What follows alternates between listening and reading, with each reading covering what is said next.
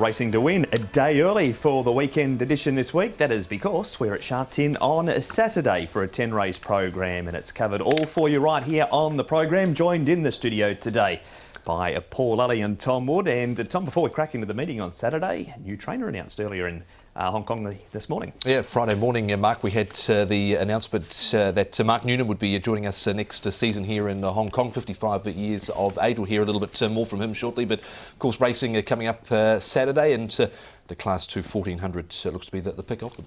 It does indeed. Paul joins us in the studio as well. Have we got jackpots this week? We have. We've got a good one too. 11.1 million going into the triple trio, so a decent jackpot there. And we tend to get a few jackpots that come out of this race meeting as well. So we'll see what happens throughout the card. Saturday meeting, a full moon during the week. What could possibly go wrong? All right, before we crack on any further, we're going to head back to Sha Tin this morning. Tom was out at the unveiling of the newest trainer to hit town, and he spoke to Mark Noonan. Mark, congratulations and welcome to Hong Kong. No doubt a goal you've worked towards for a long time on a beautiful sunny day here at Sha Tin. How satisfying is it to stand here in front of these grandstands and be announced as the new trainer for next season? Yeah, to me it doesn't get much better than this. It's the start of the journey, but it's an important step. And I'm very thankful to the Jockey Club for giving me the opportunity to come and train here. Hong Kong, look, it's a vibrant city. It's to me, it's the ultimate in racing, and I've aspired to come here for quite a long period of time, and now we've got our foot in the door. It's a matter of making the best of those opportunities. You're no stranger to Hong Kong racing. You've prepared many horses in Sydney and sent them up here, and have many local clients as well. Yeah, and look, they've supported me from the start of my training career. And look, I'm looking forward to working with those owners now, and I think I've got a good grasp on what type of horse is successful in Hong Kong. Just through having a number come through my stable and do well here. There's certainly a type of horse that adapts well to the different conditions here. Not only with your connections locally here, but you've been to Hong Kong many times, a familiar face around Derby time and international race time. Was that just to remind the Jockey Club that I'm here, I'm waiting, I'm ready to go? Oh, look, I enjoy coming anyway, but yeah, it certainly doesn't hurt if you're there knocking on the door. As soon as I had an opportunity to come back for the December meeting, the International Week here last year, that was the first time I was actually allowed to travel here in 3 years, so it made good sense to me to catch up with my existing clients and even some owners I hadn't met before. But it's certainly it's always a nice place to visit, and I'm sure it'll be a lot nicer place to live.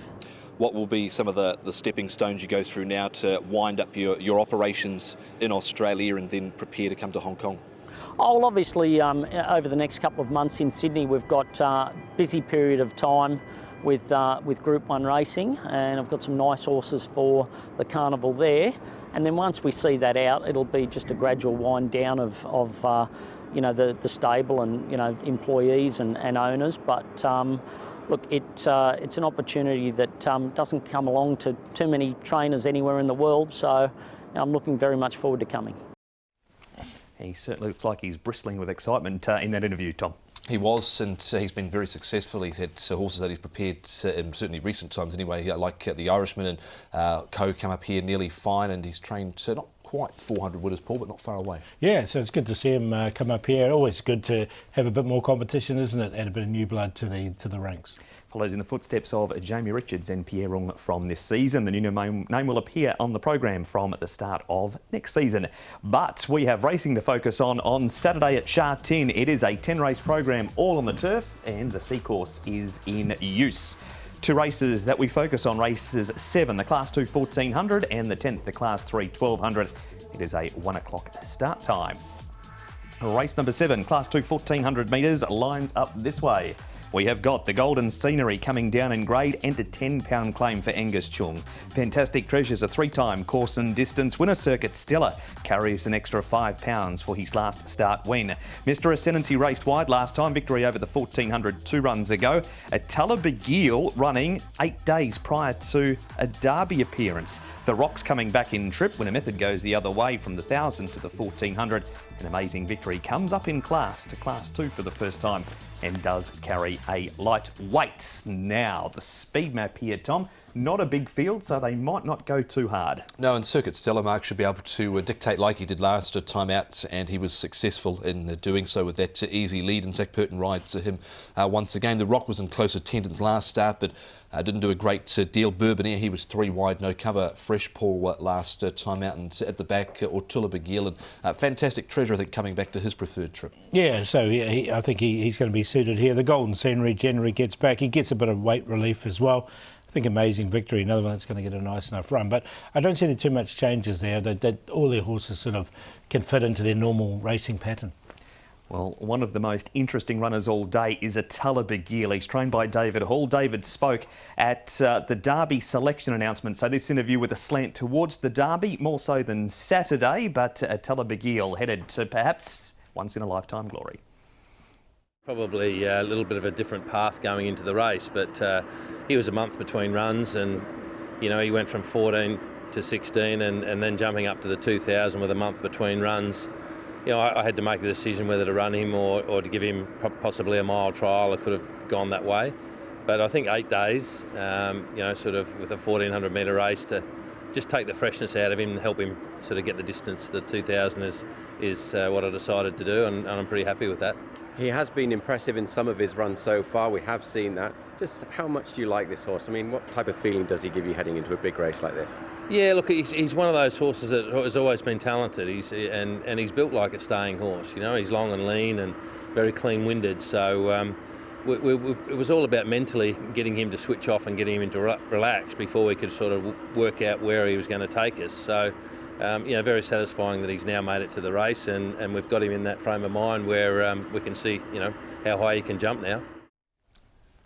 David Hall with one of the young guns of the office, Doug Chalmers, there doing the interviews for Ortula Begil. We'll move on, Paul, to Fantastic Treasure, The Rock and Mr. Ascendancy. You're always pretty keen on Mr. Ascendancy, but he had no luck in this race, did he? He didn't, and prior to that he did win, and he's come out of quite a strong form race. A lot of the horses have run well behind him, so I am going to include him in there. A Fantastic Treasure, look, he was right on the cusp for me, but as Tom said, he's back to his right distance. Yeah, they've tried him sort of over varying trips up over 1,600 metres. He's been successful at 1,200 metres, but I still think 1,400 metres is his best to go. Doesn't make it in here, however. He's drawn Barry number 8. Probably needs a few things to go his way, I feel, does Fantastic Treasure. That is Beauty Eternal winning that race. He trialled on Friday morning at Sha Tin with a number of Derby aspirants. They all had very quiet trials and did things well. Circuit Stella, Tom, looking for back-to-back victories. Is this the right race for him to do that? Yeah, I think it is. I know he's got more weight to carry here, 128 pounds compared to the 123 carried first up, but he should be able to control things off the front here and run the race to suit himself. Zach Purton, a complete forget there rapport for Bourbonnaire. He was 3 wide, no cover, fresh. He's trialled well since, but still think he'd like the sting out of the ground. Yeah, and maybe a bit further for him as well. So look, yeah, you're right, he doesn't go in, but yeah, Circuit Stella definitely goes in. It was a nice ride there, rated perfectly, and I think something similar will happen on Saturday. We move on, Paul, to Winner Method. Now, this was a third down the straight. He didn't jump great this day, but the further they went, the better he did look. Yeah, this is the thing with Winner Method. They've tried him over various distances.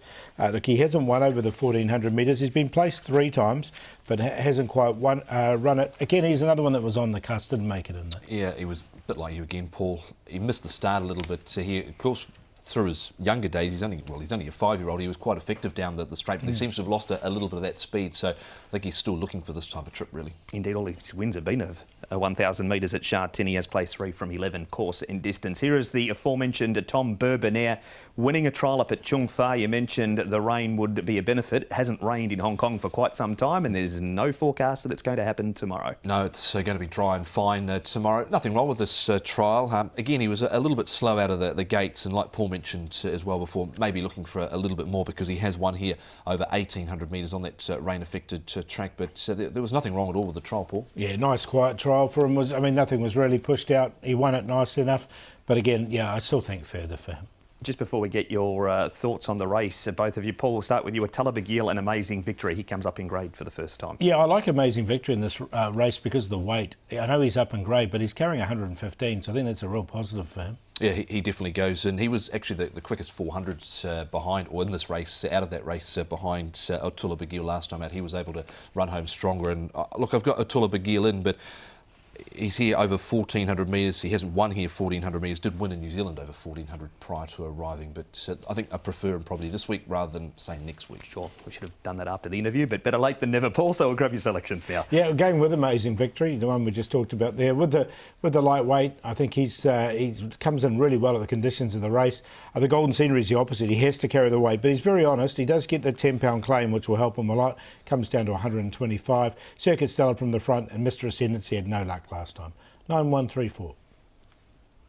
3 on top for me. Circuit Stellar should be able to control things off the front. Can Zach Purton with this 5-year-old who won again last time out. That was his 3rd win at start number 19. Amazing Victory was held up, but when he got clear finally in the straight, he really rattled home strongly. Ortula Bagil goes in. I thought the Golden Scenery was a little plain last time out. Never picked up, but he's a 2-time course and distance winner, and he's normally there or thereabouts. He's got the claim again, back on his back for this assignment. 3, 9, 6 and 1.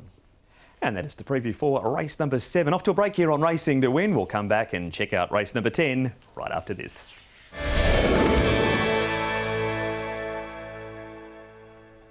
Welcome back to Racing to Win. We've seen race number 7 before the break. It is time now to turn our attention to race number 10. And the final race is over the 1,200 metres. It is a Class 3. Dragon's Luck looking for back-to-back wins, but he carries an extra £9. Super Fortune up in trip from the 1,000 to the 1,200. Speedy Mouse, a last start winner.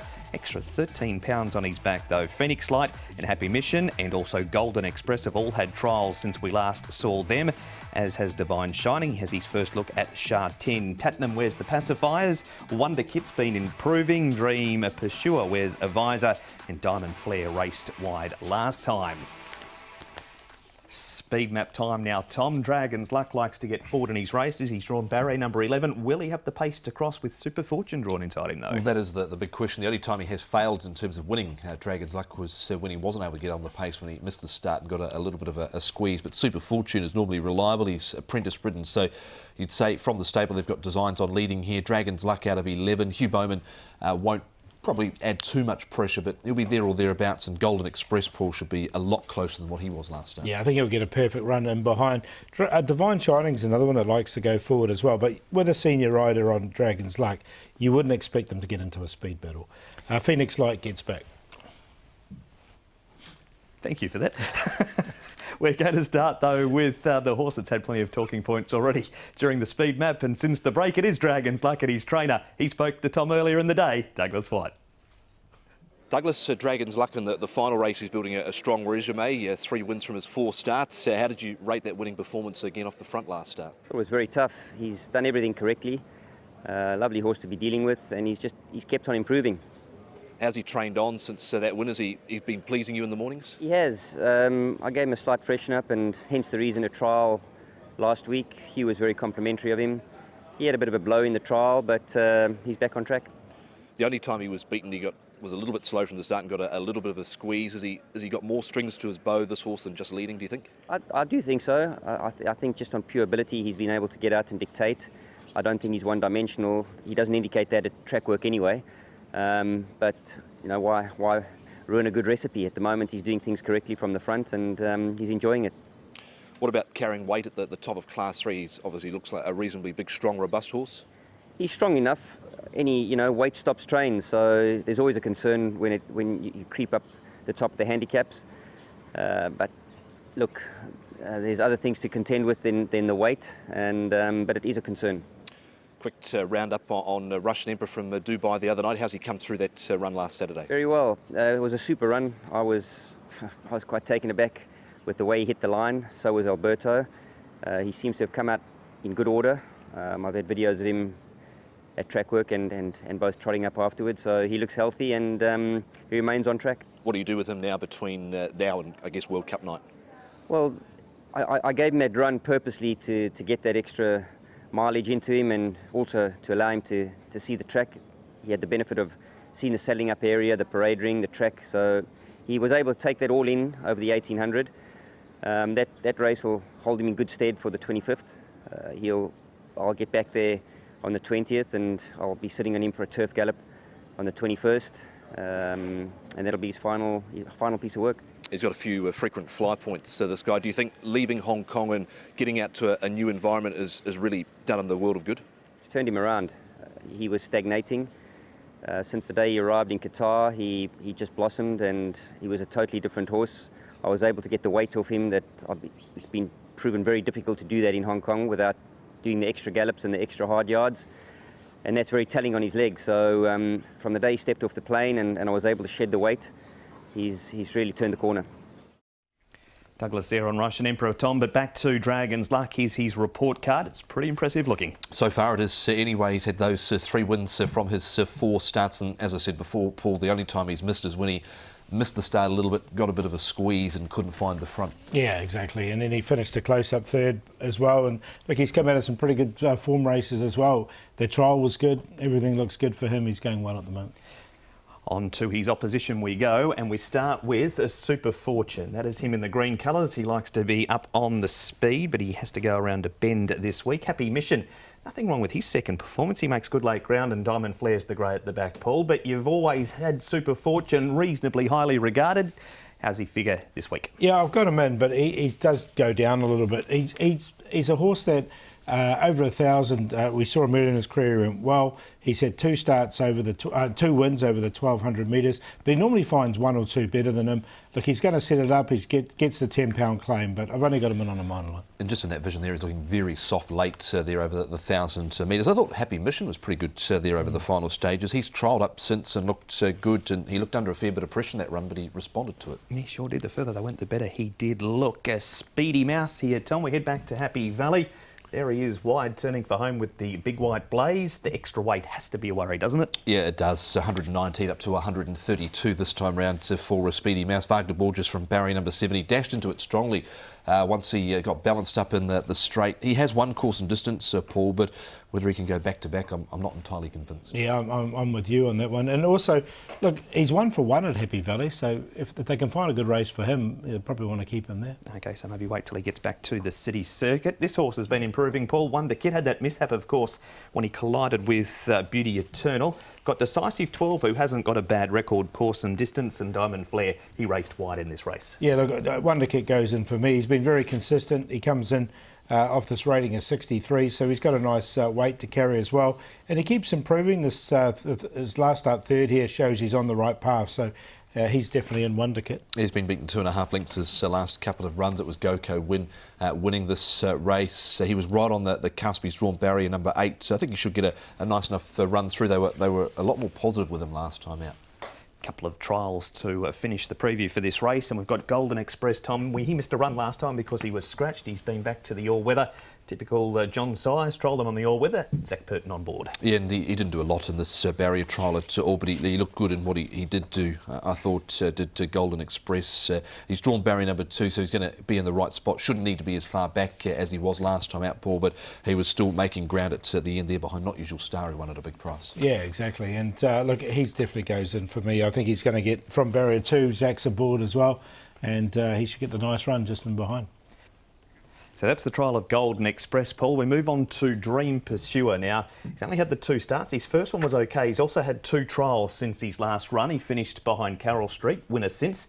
And then this trial, he finishes behind Gummy Gummy, who won a really good race on Wednesday night. Yeah, he ran really well for second, didn't he? Look, it was a nice enough trial from this horse. He's drawn nicely in 4. He's been a bit slow away in both his starts.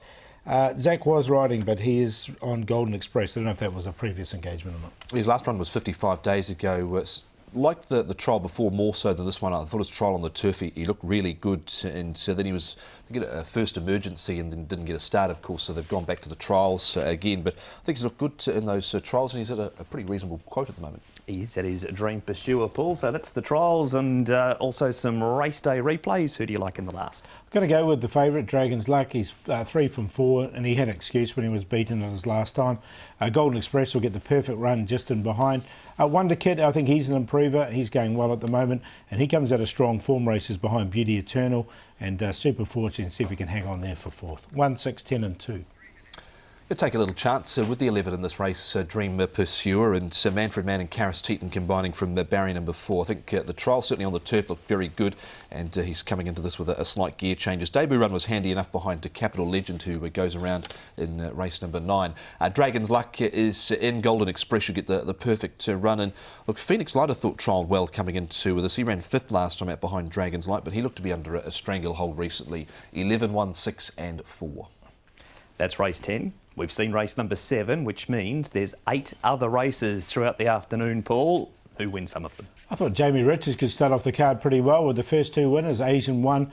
Zach's riding both of them as well. And look, he's been going really well over the 1400 metres. He's won and then run second. Laser Victory was very impressive. I think he'll win race number 2. Janu Flash, look, when he went down the straight 1000, he won impressively. It's not a strong race. Hero Icon ran 4th at his last start, so he's an improver. Gold Tax up and trip, that should suit him. Cosmo Navigator, now he's a bit of a flyer, but I think he's an improver. And we've talked to, and Smiling Collector's the other one, which I really like. Smiling Collector, I think he'll run well. You didn't mention Choo Chow Spirit. Is there a reason for that? Yeah, I'm saving him for this one. And I think the best of the lot is Choo Chow Spirit. This horse here ran really well on debut when he ran 5th. Jenny said he probably looked like he'd improve with the run as well, so I think that's going to help him a lot. He's had plenty of work since. And Cosmo Navigator is a long shot. He should be 50 to 1, this horse, but I did like the recent trial and he's put on 30 pounds. We'll do the play in race number 7, which is a QQP 139. Best for me comes up in one of the earlier races, midway through the card anyway. Race 6, number 8, Hong Kong Hall, who's on debuts, had numerous trials. I think he strikes certainly a winnable race. And Dream Pursuer in the last is the Valley Runner. Race 10, number 11 for Manfred Mann and Sha Tin. The play in that race with the Dragon's Luck, Golden Express and Dream Pursuer. Vincent Ho is 2 off for 500 winners in Hong Kong, and race 8 Universal Horizon is beautifully drawn. He's been racing well, does have to carry the 135 pounds. He's on top. Maldives has won off a rating of 67 over course and distance.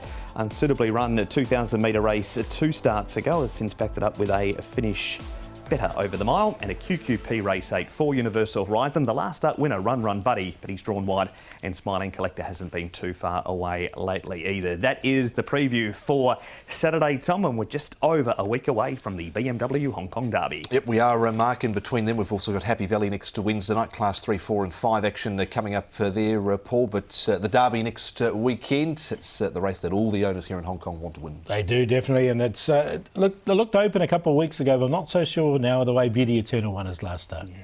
Everybody is tipping Beauty Eternal, but that is a week away from Sunday. We need to get you through Saturday first, and we'll see you for the first of 10 at Sha Tin at 1 o'clock.